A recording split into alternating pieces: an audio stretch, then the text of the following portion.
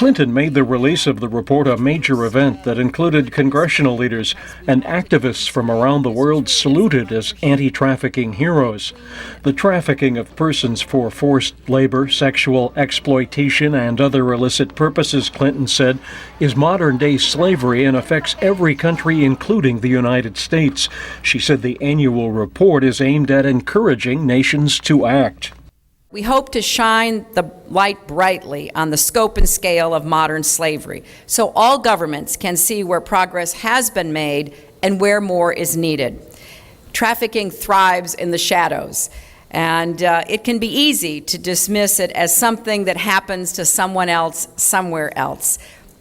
But that's not the case. The report assessed 175 countries based on information from U.S. embassies and non-governmental groups.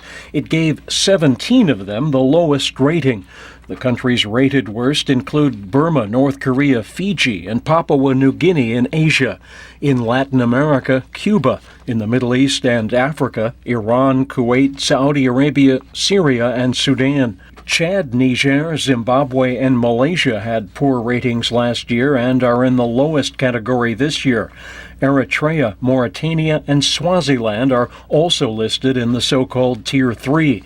At the same time, Algeria, Oman, Qatar, and Moldova, Tier 3 last year, are all recognized this year for anti-trafficking efforts.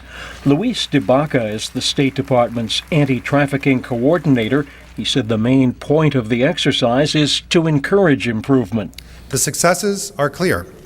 Some former Tier 2 watch list countries are now Tier 1.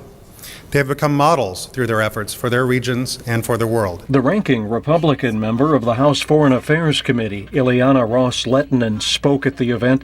She said about 80% of trafficking victims are women and half are children.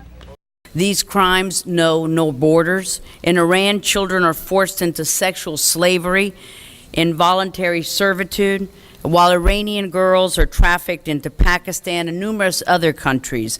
In Syria, women are trafficked from South and Southeast Asia and are forced to work as domestic servants, and women from Eastern Europe and Iraq are forced into prostitution. Mara Liana Morales Barrios of Costa Rica is hailed in the report for founding a rehabilitation center that has helped more than 3,000 trafficking victims in her country. David Gollust, VOA News, the State Department.